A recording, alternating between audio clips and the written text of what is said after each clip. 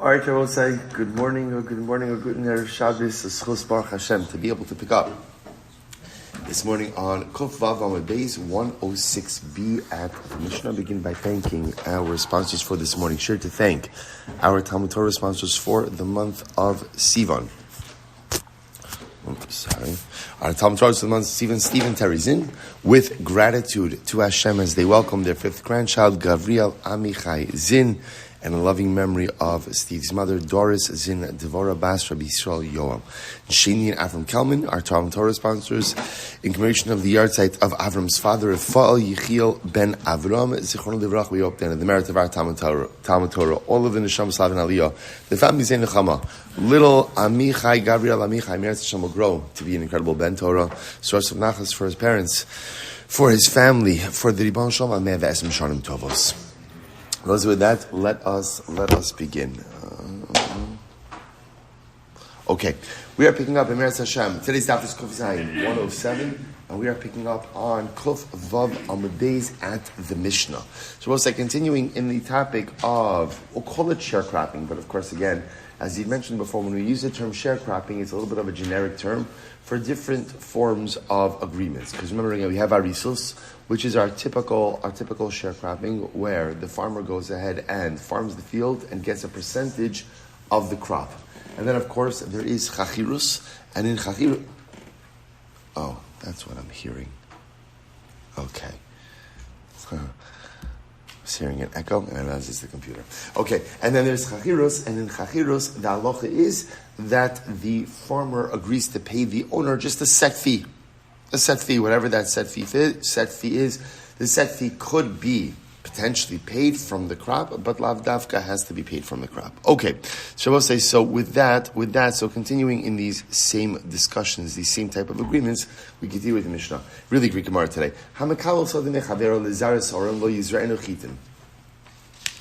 Right? So we'll say, so good. So I go ahead, let's assume I'm the farmer in this case. I'm the farmer, Reuven is the landowner. So now the halach... It's good. Oh, Charan Zoom, do you hear me okay? Yeah? Okay. Too loud? Okay. All right, excellent. So the Gemara says as well. So thank you. So if I rent a field from Ruvain, now again I will say Rashi points this out that this is chachirus, not arisos. But okay, I go ahead and I'm mekabel a field from my friend to go ahead and plant barley. I shouldn't switch it to wheat. Chitim, Yisrael Yoel. However, if I go ahead and I lease the field in order to go ahead and plant wheat, I can switch to barley. What's the logic of the Tanakama? So we'll say, so apparently, and it's interesting how, you would never think these things if you're not agriculturally versed. But what's interesting to note over here is apparently grain, wheat, saps more of the nutrients from the soil than barley. So therefore, if I leased the field to go ahead and plant barley, I can't switch it to wheat because that would be more of a drain on the field. But the reverse is not true.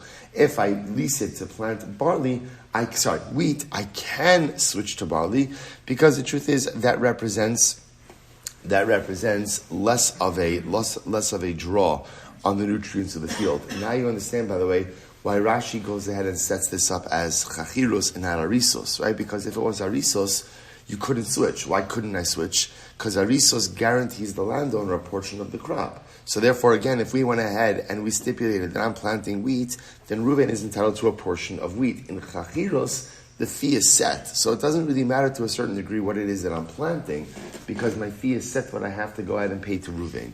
So again, Tanakama holds therefore, and this is the paradigm. If you agree to go ahead and plant A, you could switch to something that takes less nutrients from the soil, but not more. On the other hand, Shayna Eric Czinn says, Tvua lo yizra'enu kitnis.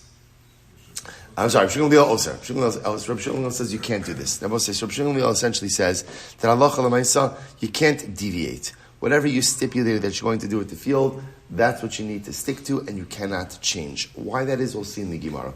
Tvua, lo yizrani kitnis. Similarly, again, if I planted wheat, you can't go. If I agreed to go ahead and plant wheat in the field, I can't switch that to legumes. To kitnis yizraenu tvua. However, if we went ahead and I agreed to plant kitnis, right, I can switch it over to tevuah. And I will say same logic. So apparently, again, kitnis takes up more nutrients to the field than grain. So if I stipulated to go ahead and plant grain, I can't switch over to kitnis because that's more of a draw on the nutrients of the soil. But if I agreed to go ahead and plant kitnis, I can go ahead and switch over to grain. Rabbi Shmuel also. Rabbi Shmuel says it's also. So we'll say. So bottom line, here's the machlokes. Tanakama holds that halacha l'maisa. When you agree to plant A, you can't switch to B if B takes more nutrients from the soil. But if B takes less nutrients from the soil, then it's mutter. Rabbi Shmuel says you can't deviate. Whatever you stipulated, whatever you agreed to, that's what you need to stick to. Fine. And we'll say, obviously, as Rashi points out, this is chachirus. It can't be arisos, because in the case of arisos, again, remember the landowner is receiving a portion of the crop, and therefore, again, the farmer can't change on him. Says the Gemara, Anu Chista, my term Shimon, what's Rav Shimon's problem? So I say, seems to be just across the board. Shimon says you can't change once you have stipulated and once you have agreed upon what it is that's going to be planted in the field. You can't change. What's his logic? T'chsev sheris Yisroel Yasu Avlo v'lo yidabru kazav v'lo yimtza b'fiyem lashon tarmis. So I will say it's actually very beautiful. Rabbi Shmuel comes along, quotes the Gemara from Tzefanya, and essentially says as follows: the remnant of Israel will not go out and do something inappropriate. Avla v'lo yidabru chazav, nor should they speak falsehoods. Shmuel says your word is your bond, and therefore once you give your word about what it is that you're going to do, don't change it. Don't change it. Whether it's the change is beneficial, the change is not beneficial. At the end of the day, whatever you stipulated to do, that's what you need to adhere to, and don't deviate. Incredible. So Gemara says, okay, Meisvei. So Gemara brings the kasha. So Magvas Purim the Purim. So also, this is Rabbi Shmuel's shita, that whatever I agreed to do with Ruvain, that's what I should stick to, and I should not go ahead and switch up the agreement. Okay? Rabbi Shmuel sees this as a matter of integrity. So the Gemara is a kasha. Meisvei, Gemara is a kasha. Magvas Purim the Purim. Because we've actually seen this halacha before. When you collect money for Purim, that money is supposed to dafka be used for Purim, meaning specifically for Matanas Levyonim, for Su'uda on Purim, and is not supposed to be repurposed even for another tzedakah purpose. Vein medaktikin bedaber. I will say now again, so we give the aniyim whatever they need. And we don't say, well, I collected $1,000, and really every ani only needs a smaller amount to provide for their Sudas Purim. Rather, whatever we collect for Purim, we give out to the aniyim for Purim. Ve'in ha'ani rashi likach ben ritzula sandalo, and the ani cannot use Purim money to purchase shoelaces, right? Literally, again, a lace for his sandal. Rather, again, the halacha is it has to use for Purim. Ela imkein hisna b'maimon an she'iro divrei Rabbi Yaakov. Unless, of course, it was stipulated in front of the townspeople. In other words, that if when the collection was done initially, it was done in a way that says, this is being collected for Purim, but if there's excess funds, we reserve the rights to use it for other tzedakah initiatives, then that is permitted. So the Gemara says, so, Divrei Rabbi Yaakov. Imkein hisna b'maven an she'ir, Divrei Rabbi Yaakov, Sharm b'shurm Rabbi Meir. Fine. Rabbi Shmuel says, well, it's the top of Kuf Zayin 107a, Mekel. So Rabbi Shmuel is Mekel. Rabbi Shmuel says that halacha l'maisa, again, even though you collected it for Purim, if you want to afterwards repurpose it for other tzedakah needs, obviously you're going to say you can't misappropriate it and use it for some non-tzedakah need, but after, again, it's already been collected, halacha l'maisa, you could repurpose it for another tzedakah need. Take a look at Rashi, top Rashi 107a Mekel, afagav de v'shani, lo savar de makbid inish midi de lo chaser ba. So we'll say, Rabbi Shmuel says essentially like this, listen, we'll say, in general, when I give tzedakah, I'm giving tzedakah. So the fact that now, okay, I gave it for Purim and it's going to be used, I don't know, for clothing, for aniyim, for something else, I'm fine. I gave tzedakah, that's fine. We'll see. What do you see from here? What you see from here is Rabbi Shmuel is okay with people making a change. In other words, in the Mishnah, Rabbi Shmuel essentially was change averse, right? Why is he change averse? I gave my word that I'm planting wheat. barley takes up less nutrients. It doesn't matter. You gave your word, that's it, stick to your word. Yet here we see that Rabbi Shmuel Silber says, you can go ahead and change things, right? I said, I'm collecting from Matanos Levionim, right? And now again, I decide afterwards, we're going to change it to, the orphans' clothing fund. I could do it. So which one is it? Rabbi Shmuel says, you can change or you can change.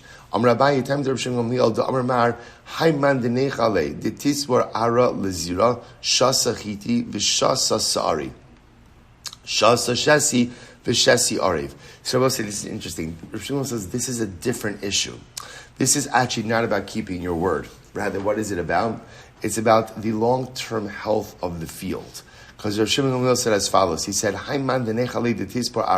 if somebody literally wants to go ahead and totally deplete his field. Now, obviously, if you want to ruin your field, here's what you do. Lizra shasa chiti v'shasa sa'ari. 1 year plant wheat and 1 year plant barley. Shasa shasi v'shasa arev. 1 year plant, horizontally and 1 year vertically. I was going to say, so apparently, that to deviate in crops year to year is actually detrimental to the soil. Bless you, detrimental to the soil. Sefer will say that's what's happening over here. Rabbi Shmuel says this is not an issue about keeping your word. This is an issue that if I contract with Ruvain to go ahead and plant, and let's say plant wheat, and now I decide, I want to plant barley. Even though technically speaking, barley takes less nutrients from the soil, it's not healthy to the soil to go back and forth. In other words, I don't know, I might not even know what Ruvain planted there next year. Nor do I know what Ruvain's plants are for the following year. So now again, I agreed to plant wheat. Now I decide to switch to barley. Well, what if last year Ruvain planted wheat? And next year he plans on planting wheat. If you start going barley, wheat, that's bad for the soil. That's Rabbi Shmuel's issue over here. V'lo amran, ela de lo kariv v'tani. Aval kariv v'tani less lamba. Now I will say this is only if, when is it detrimental to the field to go ahead and plant different crops every single year? That's only if after you planted the crop, you didn't plow right after the harvest and plow again before the sowing. Apparently, if you do repeated acts of plowing, in other words, let's say plant barley, harvest it, then plow, then do a second plowing and plant wheat, apparently that's fine. I guess because with the plowing, maybe it removes any of the additional remnants, and therefore there's no fear. Okay, but in any event, that's what's happening over there. So everybody say, bottom line, Machlokes Tanakama and Rabbi Shmuel Silber, Tanakama holds that I'm allowed, as a farmer, as the farmer, and the person, the lesser, I am lesser, lesser, right? As the lesser, I am allowed to switch as long as what I'm switching to takes less nutrients from the soil. Rabbi Shmuel Silber says you can't switch. Whatever you contracted to do is what you need to do. What are we afraid of over here? Field depletion, right? Or soil erosion. That's what we're afraid of. You also see something interesting. A lot of metaphorical connections between fields and man. Ki Adam eitz hasoda. Right? Man is like a tree of the field. Man is very much connected, right? Adam is from Adama. I'll say, what do you see from here? You see from here that a field is strongest when you're constantly planting the same crop. Right? When you go ahead and you jump from crop to crop, from item to item, it erodes the quality of the field. I'll say, so sometimes one of the greatest challenges in life is planting something and really remaining committed to it. Because what ends up happening is sometimes, you plant something, you start something, it loses that new crop excitement, and you jump on to the next thing. And I'll say, what kind of happens? If you look at the field of my life, there's like a lot of patches, right? There's a patch of this, and a patch of this, and a patch of that, and a patch of this. And like if you got like the aerial view of it, it would look very disjointed. Sometimes the best thing to do with the field of your personalistic development is choose a crop. It doesn't have to just be one crop. It could be a couple of crops, but choose what you're planting. Decide how you're planting it and stick to it. Don't jump thing to thing to thing to thing. Decide what you're going to sink your teeth into in life. And this is true both in your ruchnius and even in your material development. Whatever you're going to do, devote yourself to it. Nurture the crop, see it through to fruition, and avoid the temptation to jump thing to thing to thing, because when you do that, you deplete your personalistic soil. Incredible. We'll learn everything. Let's go back here. Tvua lo yizra and a kitness. So again, the Mishnah said that if I agreed to plant grain, I shouldn't switch to legumes, to kitnis. So again, because the idea over here, according to Tanakama, is that apparently kitnis takes up more of the nutrients of the soil. So masni lo Rabbi Yehuda l'Ravin tvua lo yizra any kitnis. So the Gemara says if you agree to do tvua, you can't do kitnis. Amar levahanan tanan tvua. Sorry, so he said tvua yizra any kitnis. That if I agree to go ahead and plant tvua, I can switch to kitnis. Amar levahanan tanan tvua lo yizra any kitnis. But our Mishnah says you can't make that switch. Amar lo kashya halan v'haluhu. So this is fascinating. Apparently, in this respect, there's a difference between Eretz Yisrael and Bavel. What's the difference? Take a look at Rashi. Halan v'haluhu. Rashi says, Masnisin b'Eretz Yisrael koi shimakom harim v'ikal amechash l'kich shad da'ara. So apparently in Eretz Yisrael, which is much more hilly terrain, so there's a concern of soil depletion or nutrients depletion if you switch from grain to kitnis. However, listen to this. However, anan hashta bebaval kaiminon shimitzula utavua bebitzi hamayim v'lekal amechash lekichsha da'ara hilchach meshana b'chamakum shirtza mekitnis letvua mitula kitnis. So this is very interesting. In Bavel apparently, it was common because Bavel was lower on the water table, and as such, again, it was common for the fields to be overrun by the local rivers, which was actually healthy because what it did is it replenished the nutrients in the soil. So because of that, in Bavel, there was no concern of switching from kitnis to tvua to kitnis. Apparently in Bavel, there's no soil depletion. Right? There's no nutrient depletion, and because the water is constantly replenishing, therefore you could go ahead and make the switch. Okay, beautiful.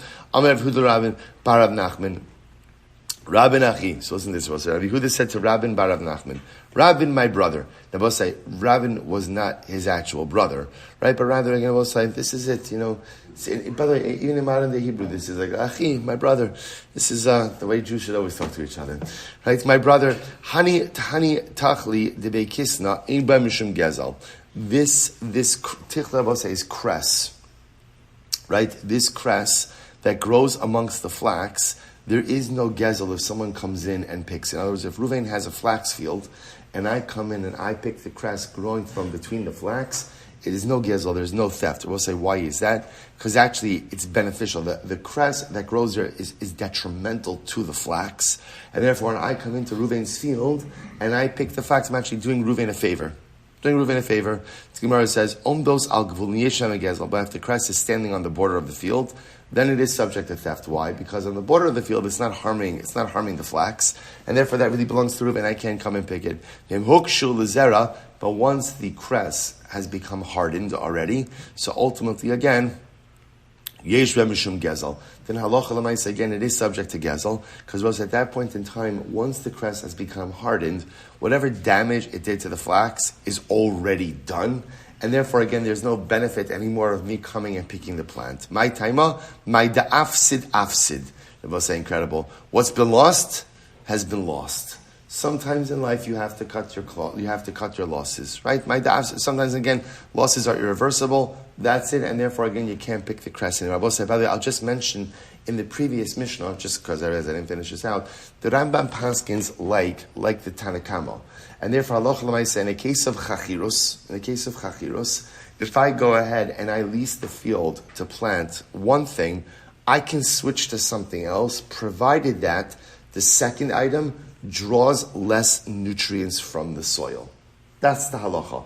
But I can switch to something that draws more nutrients from the soil. Okay, fine, back to this. Amar Yehuda Rabin Barav Nachman. So this is a bunch of conversations between Yehuda and Rabin. So the Gemara says, Rabin Achi, Rabin my brother, Hani Dili Dilach. I'm sorry. So Achi, Hani Dili Dilach, Vidilach Dili. Nog b'nei Mitzrah, Ilan anota lekanu lekan, vanota lekanu lekan. So let's listen to this. So let's analyze this. So literally translated, Hani Dili Dilach, Vidilach Dili. The things that are mine are yours, and the things that are yours are mine. So what exactly does this refer to? So this refers to Nog b'nei Mitzrah. This refers to a tree that is planted on the border. So let's remember again, we've seen this before, that the way they used to create borders between fields was essentially a mound of dirt. So what they're discussing over here is, what if you have a tree that is living on a mound of dirt, the border between two fields? So what's talach? Rabbi Yehuda says to Rabbin, sometimes a tree like this belongs to both parties. So the Gemara said, listen to this. Ilan anota lekan anota lekan the itmar ilan ha'omed ala metzar. So I'll say, if you have a tree that literally again is on the border between two fields, good. So first of all, I'm sorry. Let me just go back for just a second. So just go back. He says, "Nog b'nei mitzvah ilan anota lekanu lekan, v'anota lekanu lekan."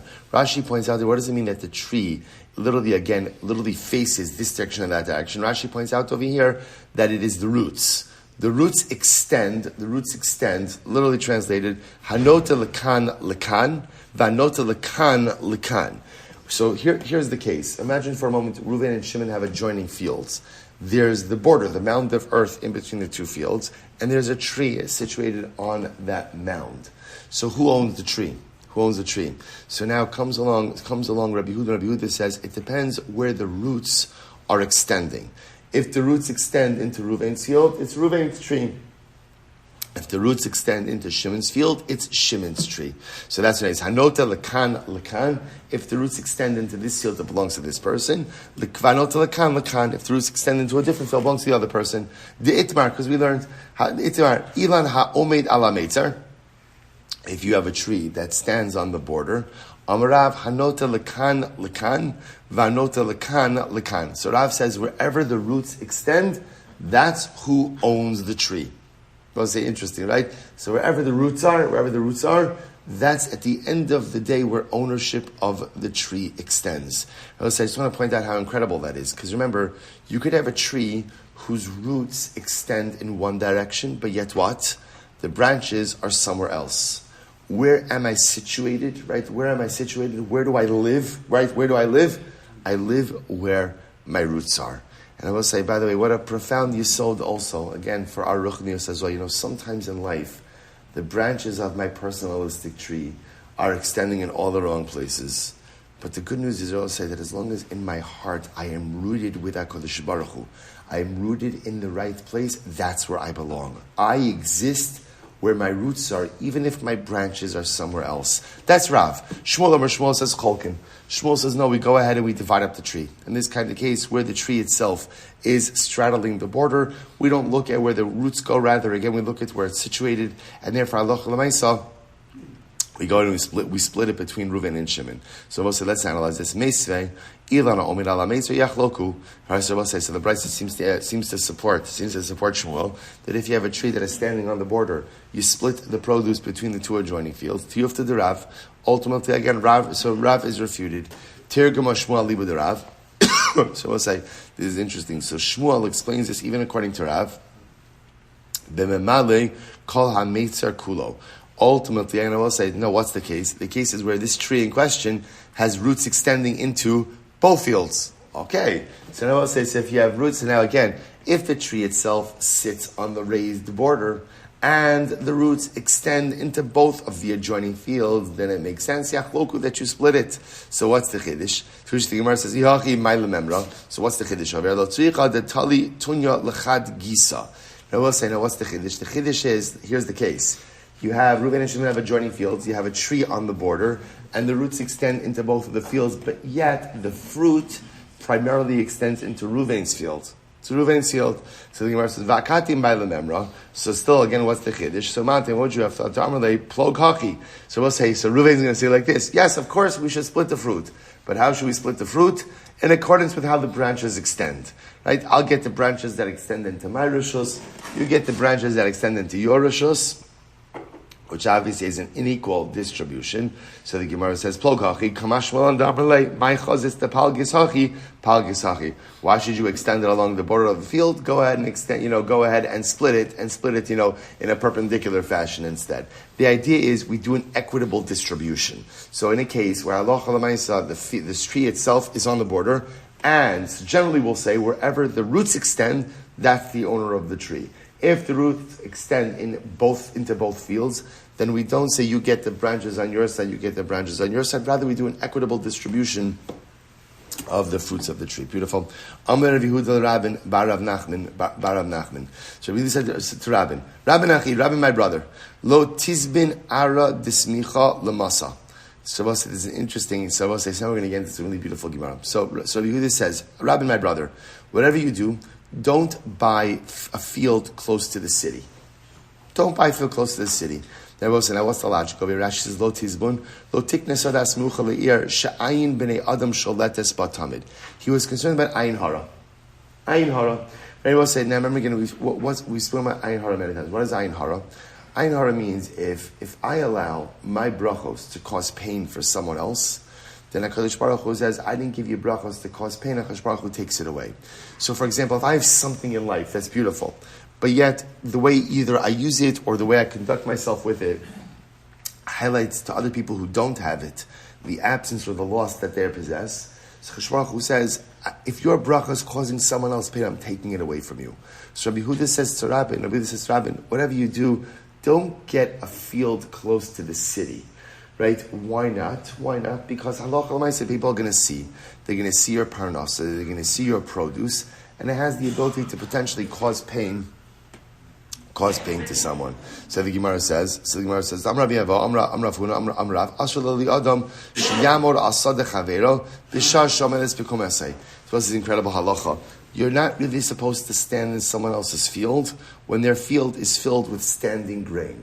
What's the logic? The logic is because it may cause me to look negatively upon if I'm standing in Reuven's field and Reuven's field, Baruch Hashem, is filled with standing grain. I'm going to say, Reuven has so much and I have so little. Suddenly, again, Reuven's possession is going to cause me pain, and that's where ayin hara comes in. So therefore, I will say, Rabbi Yehuda said to Rabbi, better to have your fields out of the middle of nowhere so that no one sees it. No one sees it. So is this true? What's this beautiful Gemara? Vaha ashkechinu Rabbi Abba letalmidei derav. Yet Rabbi Abba found the talmidim of Rav. Amar when he said to them, my Amar Rav Bahanikra. So Rabbi Abba says to the talmidim of Rav, what did Rav say about the following psukim? Baruch atah ba'ir ubaruch atah b'asada. So we'll say the pasuk says, Parashas B'chul Kosai, right? We just read this in the Chumash Vayikra. You are blessed in the city. And no, I'm sorry. This is from the Brachos Chosim Devorah. Sorry. Baruch atah ba'ir, baruch atah b'asada. You'll be blessed in the city and you'll be blessed in the fields. What does that mean? Baruch atah b'vo'echa, baruch atah b'tzeisecha. You'll be blessed when you come in and blessed when you go out. V'amrulei, hachi amarav. Here we go. Baruch atah ba'ir. What does it mean? You'll be blessed in the city. Shehei beischa samuch lebeis haknesses. Let's say, what does it mean ultimately again to be blessed in the city? You should live next to a shul. You should live next to a shul. Right? Your home should be next to a shul. Okay? Baruch atah b'asada. You should be blessed in the field. What is that? Shehei nechasecha krovim le'ir. That your fields should be close to the city. In other words, I would say, meaning what? You should have a short commute. A short commute to work. Right? You shouldn't have to commute a long commute. You should have your fields close by. Baruch atah b'vo'echa. You should be blessed when you come home. Shelo timatzei ishtecha safek nida b'shas bi'ascha min haderech. That when a person comes home from a journey, he shouldn't find that his wife is a safek nida. Maybe she's a nida, maybe she's not a nida, and therefore intimacy will be prohibited. That a person should come home from a long journey and find his wife in a permissible state. Baruch atah b'tzeisecha. So I'll say, what does it mean? You should be blessed when you leave. Shehei tze'etzai me'echa kamoscha. That your offspring should be like you. We'll say this is how Rav interpreted all these sukha. We'll say, so the first three make a lot of sense, right? That ultimately, again, Baruch atah ba'ir, you should live next to a shul, right? Baruch atah b'asada, your fields should be close by. Baruch atah b'vo'echa, when you come home from a journey, you should have the ability to be intimate with your wife. Baruch atah b'tzeisecha, that your children should be like you. Let's say, that is a tremendous responsibility, right? That my children should be like me. My children should be like me presupposes that what? That I'm happy with me. That I'm happy with me. See, Chosh Baruch Hu says, I should get myself to a level where I will be proud if my children are like me. but that requires me to work on myself a lot to make sure that I am on the level, that again, I'm emulating the proper lifestyle, the proper derech, and the proper mahalich for my kids. Let's say sometimes it's a scary question. If my kids were to turn out just like me, how would I feel about that? How would I feel about that? Personally, I hope my kids don't turn out like me. I hope my kids are far surpass anything. And we all know our own shortcomings. We all know our own averis. We all know our own idiosyncrasies. And I'll say, but that's the goal. The goal is that I should want my children to say, I want to be just like Dad. I want to be just like my parent. But I have to raise myself to the level where if they say that, I will be comfortable with that statement. Gemara goes weiter. Va'amar lehu Rabbi Yochanan. So Gemara says, Va'amar lehu Rabbi Yochanan. Lo amar achzosei. Sefer Abosai. The point over here is, this contradicts what we just said before. Because what did Rabbi Yehuda say to Rabbi? Rabbi Yehuda said to Rabbi, make sure that your fields are out in the middle of nowhere. Right? They should be far away. Why? Because halacha l'maisa, you don't want people seeing your field. Here, Rav said the biggest bracha is to have your fields close by. This is not what Rav said, right? This is not what Rav said actually at all. Sorry. And again, Rabbi Abba responded. Rabbi Yochanan had a different interpretation. Rabbi said, "This is so beautiful." What did he say? Ella baruch atah ba'ir. What does it mean? You should be blessed in the city. Rabbi said, beautiful Gemara. Shehei beis hakisei samach l'shulchan. You should have a bathroom nearby. Indoor plumbing, right? We'll say you should be zochet to have a bathroom close by. So beautiful. Aval, beis hakneses lo. We'll say, listen to this. But there's not a bracha on having a shul close by. Why is there no bracha on having a shul close by? Rabbi Yochanan tamei damar schar psios yesh. Shul says it's beautiful. Why? Because the further you live from shul, the more schar halicha, the more reward you get for making the longer walk. The longer the journey, the more you get. So interesting, right? That again, the concept that there is a certain, when you give up convenience, right? And you walk to shul and you make the trip for a little bit, there's a schad, there's a reward in that. Because again, which makes sense, I'm putting effort into my spiritual. There's a lot to say about this. So I'll say this is why in general, the concept of just like neighborhood minyanim and things like that. Again, we spoke about this before. There's a concept, first of all, just in general, coming to shul and davening in a beis hakneses. But there's also something to say about, it's not about making it convenient, right? It's actually not, ruchnius in general is not about making it convenient. Ruchnius is about making it great and making it special. So give up the convenience. No, don't daven in someone's house, right? Don't daven in a basement. Don't daven in this. Daven in the shul. But the shul is so much further. Yeah. Not in Baltimore, actually, plenty of shuls, right? That's the point. That's the point. There's a schar in the amelos. There's a reward in the effort. There's something to be said for the extra steps, for giving up the convenience and coming together with the klal. That's ultimately, again, where bracha is found. Okay, let's go back there. Baruch atah basada. So it should be blessed in the field. So the shehei nechasecha mishulash. This is very interesting. That your property again, literally again, we'll say should be split into three. Shlish b'tvuah, shlish b'zeisim, and shlish b'gefanim. 1/3 in wheat, 1/3 in olives, and 1/3 in vines. In other words, we'll say that. In other words, financially diversified, right? This way again, if one type of crop is stricken, you still have the ability to go ahead and. Right, good. We'll say this is so beautiful. You should be blessed when you come in and blessed when you go out. So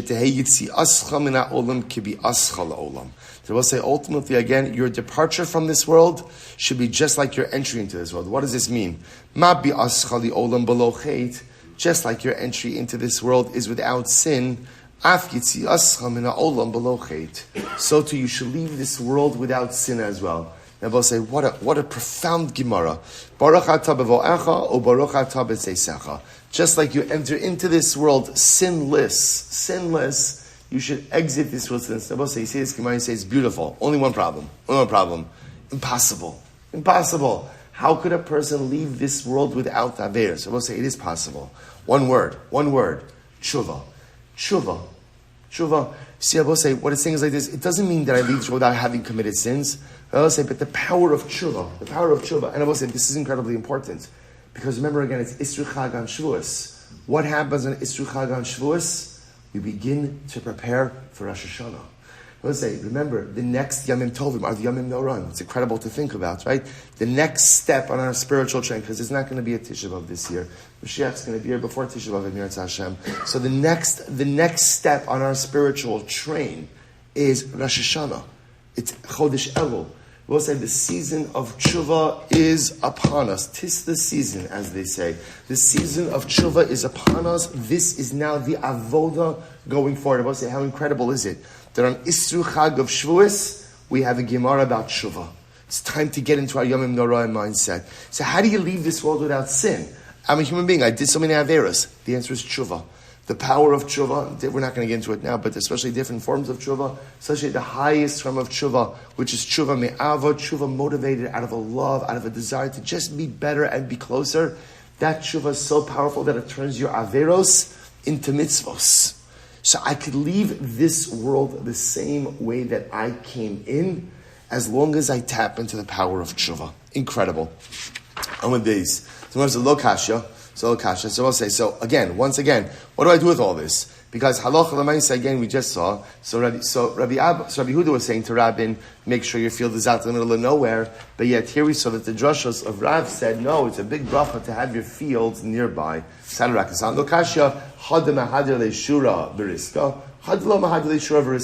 No, you can have your fields close to the city, but what do you need to do? Build high walls. This way no one can see in. I was supposed to say, the issue is not really the proximity of the field. What's the issue? I don't want people standing in my field looking in, because again, that creates a certain sense of ayin hara, which I will say is so incredibly important about sometimes the need for modesty, the need for tznius in our material possessions. The idea being, you have wealth and the person wants to enjoy the material world, go for it. Baruch Hashem, put it here for us to enjoy responsibly. Sometimes just it's a good idea to be a little bit more modest about how I go ahead and broadcast that out. That there may be a certain element of modesty that a person should bring to the table with how they go ahead and broadcast their wealth, because if chas v'shalom, what I have becomes a source of pain for someone else, that chas v'shalom opens the door for ayin hara. Incredible. The Gemara says, "V'heisya Hashem kol choli." So I'll say, some beautiful other Agarata Gemaras. Beautiful, listen to this. Chas Baruch Hu remove from you all illness. So we'll say, what does that refer to? Amar Rav, zu ayin. Rav says, illness in this case means ayin hara. Chas Baruch Hu says, I'll remove from you any of the detrimental effects of ayin hara. Rav l'tameh. So we'll say, this is get ready for this Gemara. Rav goes into his reasoning. The Rav salki lebei kivri. Let's say Rav went to the cemetery. Avid my David. Rabbi said this is the strangest thing in the world. He did what he did. Now, what does it mean he did what he did? Look at Rashi. Avid my David. Yodea hayalil chosh ala kvaros ulahavin hakol kever v'kever be'izem misa meis. A meis v'izmano in ba'ayin hara. So ayin Rav. So listen to this. So apparently Rav knew how to tap into how it is that people died. Right? He was able to go to a kever and he was able to discern exactly how it was or why it was that a person died. Did a person die of natural causes? Did a person die of ayin hara? And I was going to say, sometimes, what the Gemara is pointing out over here is the power of ayin hara is such that if sometimes, again, my brachas cause someone else so much pain, it could even, chas v'shalom, result in a person's premature death. That's how serious ayin hara is. So Rav was able to see who died of ayin hara, who died of natural causes. And what did he say? The Gemara says, Amar tishin v'tisha ba'ayin ra ve'echa b'derech eretz. So Rav said 99 out of 100 people die because of ayin hara, and 1 out of 100 dies out of normal reasons. So we'll say, so apparently, now what does that mean? So apparently what Rav was saying was that for many people, ayin hara unfortunately plays a role in their demise. That this concept of ayin hara, that sometimes we're not careful enough to just use our brachos appropriately, or to not flaunt our brachos in a way which cause other people pain. And sometimes, again, that results in misfortune for the individual without even realizing it. I will say the Gemara is just trying to sensitize us to the idea that we just have to be careful how we go ahead and speak about our brachos, how we broadcast our brachos, because just know, you never know the person next to you. And what you may take for granted as a bracha you have in life, someone else may not have. and the way you talk about it or the way you broadcast it may inadvertently cause someone else pain. And if my bracha causes someone else pain, Baruch Hu says that's not why I gave you bracha. It's incredible. Shmuel says, no, Zeh HaRuach. That refers to Ruach. We'll say Ruach, literally Rashi says, actually let's finish. So the time of Shmuel, Hakol Beruach. Shmuel says everything is about the wind. Rashi says, Hakol Beruach. Kol HaChaloim v'totzaos misa al neshivas haruach boin. Hakol afi hashava adam yesh ishcha adam shiruach ploni kashalo ubisha ploni. So we'll say, so apparently Shmuel says all sickness and all illness comes because of the winds. So Baruch says, I'll remove from you all illness. It's referring to negative winds. The Gemara says, is that true? Shmuel says, what about people? Winds kill everybody? What about someone who's executed by the king? Right? They're executed by sword.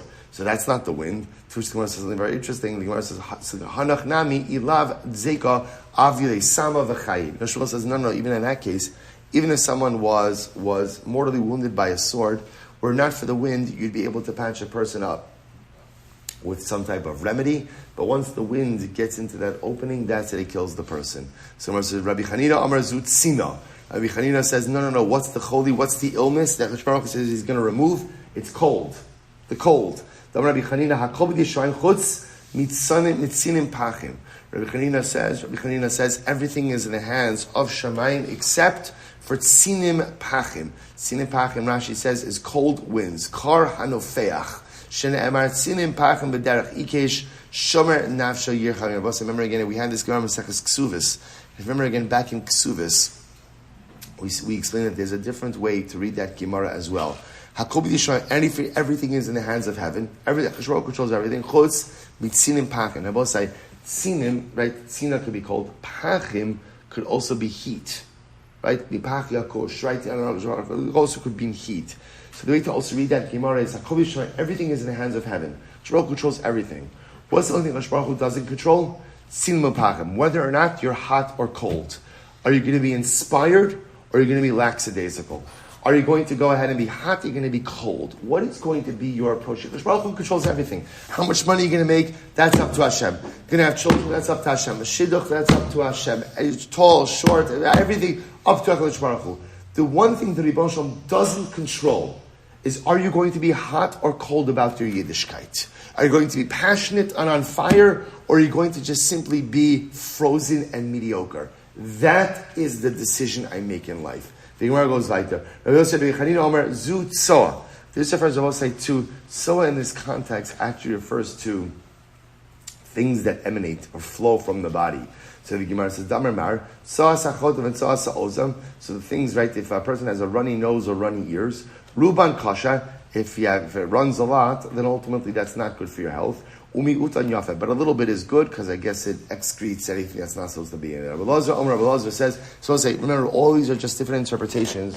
When HaKadosh Baruch Hu says, I'll take away from you kol choli, all illness. What illness are we referring to? Rabbi Elazar Omer Zu Mara. This refers to bile. Bile. So the Metzia that supports this, Machala Zu Mara. So we'll say, what's the machala? It refers to the bile. So why is bile called machala? She machala kol gufo shaladam. Because we'll say, apparently, again, too much bile is the source of all illness in the body. Devorah acher machala sheshmonim ushlosha chalaim tuluyin b'mara. There are 83 illnesses. I will say, now it happens to be that the numerical value, right, is 83. So, right, so the Gemara says, there are 83 illnesses that come from too much bile.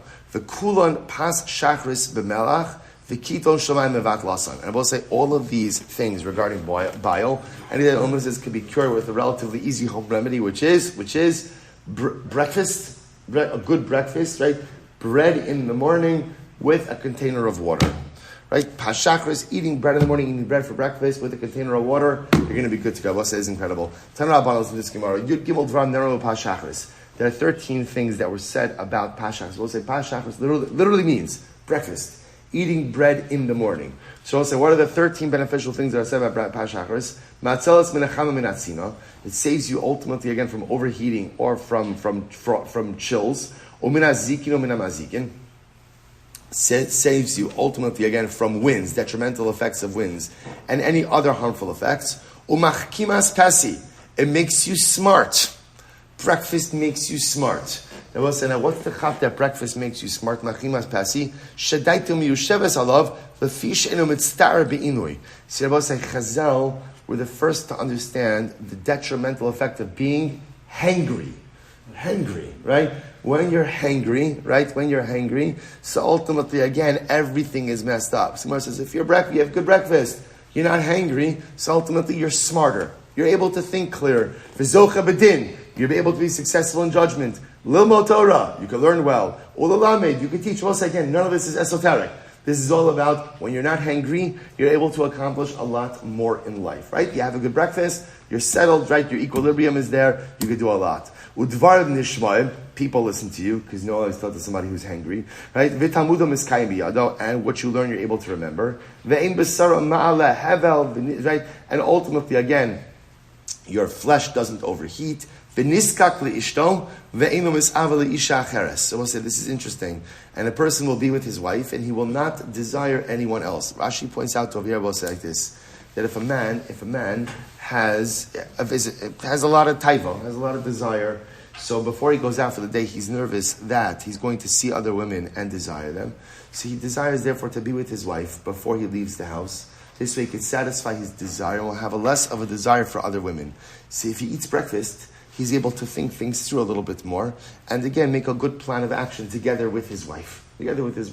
Which sets his day on a different kind of trajectory. You're both saying all of this is if you have breakfast, your mind is a little bit more settled. When your mind is a little bit more settled, you're better equipped to make a proper plan for the day. Breakfast also goes ahead and kills the kina, apparently again the worms that are the intestinal worms. I will say others say the power of breakfast removes jealousy and instead replaces it with love. I will say this is like a lot of power for breakfast, right? So again I will say the idea over here is, what's the yisod of this? The yisod of this is that at the end of the day, when a person eats breakfast, and again their mind is settled, it just opens the door for a variety of different forms of accomplishment.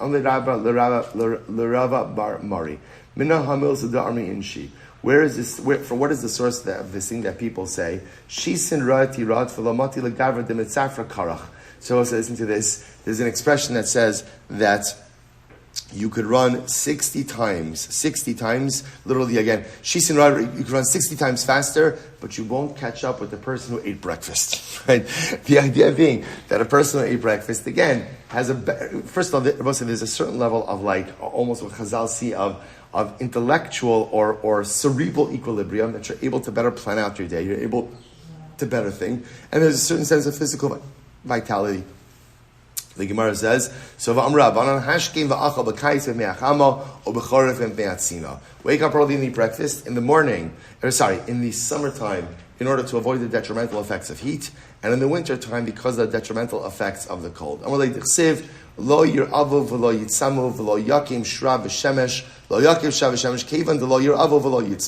Ultimately, again, the heat, right? The heat and the sun, or the winds and the sun, will not impact you. Why? Because ultimately you didn't starve yourself, you didn't deprive yourself of food, you didn't deprive yourself of water. You say it from here, I say it from there. You will serve Hashem, and He will bless your bread and your water.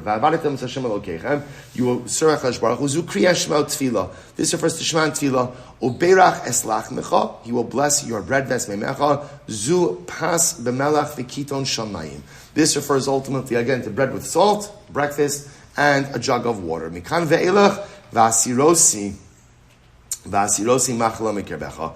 Ultimately, again, from that point forward, ultimately, HaKadosh Baruch Hu says, I will remove illness from within your midst. A little bit of breakfast, Chazal tells us, ultimately goes a long way. Boss, I'll stop over here for today. What a Gemara.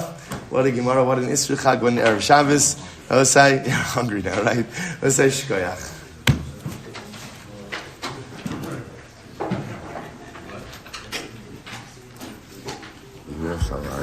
Thank you again. It was delicious. Thank you.